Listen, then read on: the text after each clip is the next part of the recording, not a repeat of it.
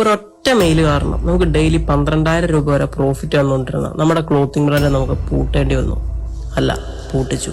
Trade mark എടുക്കണം എന്ന് നമ്മൾ പറയുന്ന സമയത്ത് ഒരുപാട് ആളുകൾ ചോദിക്കാറുണ്ട് എന്തിനാണ് അത് ഫസ്റ്റ് തന്നെ എടുക്കുന്നത് എന്നുള്ളത്.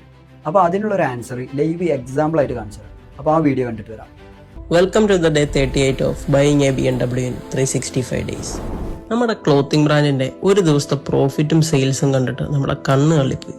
ഇതൊക്കെ കണ്ടതുകൊണ്ട് തന്നെ ഒരു വർഷത്തിന് മുമ്പ് തന്നെ നമ്മുടെ ഡ്രീം ആയിട്ടുള്ള BMW ഇറക്കാമെന്ന് നമ്മൾ ഉറച്ച് വിശ്വസിക്കുകയും ചെയ്തു. ആ വിശ്വാസത്തിന്റെ മേലേക്കാണ് ഇടുത്തി പോലെ ആ മെയിൽ വന്ന് വീണത്. ആ മെയിൽ നമുക്ക് അയച്ചത് ഒരു കസ്റ്റമറോ ഒരു മാനുഫാക്ചററോ ആയിരുന്നില്ല, അതൊരു ലോയർ ആയിരുന്നു. ആ മെയിലിൽ സിമ്പിളായിട്ടൊരു കാര്യമേ പറഞ്ഞിട്ടുണ്ടായിരുന്നു: എത്രയും വേഗം നമ്മുടെ ക്ലോത്തിങ് ബ്രാൻഡ് ഷട്ട് ഡൗൺ ചെയ്യുക, അല്ലെങ്കിൽ അവർ ലീഗലി മൂവ് ചെയ്യും. അവർക്കത് പറയാനുള്ള എല്ലാ റൈറ്റ്സും ഉണ്ട്. കാരണം നമ്മൾ ചെയ്തൊരു ചെറിയ മിസ്റ്റേക്കാണ്. നമ്മുടെ ബ്രാൻഡിൻ്റെ പേരിലുള്ള ട്രേഡ് മാർക്ക് നമ്മൾ ആദ്യമേ എടുത്തില്ല. ഇപ്പോൾ ആ ട്രേഡ് മാർക്കിൻ്റെ ഓണേഴ്സ് അവരാണ്. നിങ്ങളൊന്ന് ആലോചിച്ച് നോക്കി, നമ്മുടെ ഡ്രീമും നമ്മുടെ ഹാർഡ് വർക്കും എല്ലാം നമ്മുടെ ഒരു മിസ്റ്റേക്കിൻ്റെ പേരിൽ ഇല്ലാണ്ടാവണേ. ട്രേഡ് മാർക്കിനെ കുറിച്ച് ഡീറ്റെയിൽ ആയിട്ട് നിങ്ങൾക്ക് അറിയണമെന്നുണ്ടെങ്കിൽ നമ്മൾ അതിനെക്കുറിച്ച് പറഞ്ഞ് ഡീറ്റെയിൽ ആയിട്ട് ഒരു വീഡിയോ ചെയ്തിട്ടുണ്ട്. ലിങ്ക് എന്ന് കമൻറ്റ് ചെയ്ത് കഴിഞ്ഞാൽ നിങ്ങളുടെ DM അത് വരും.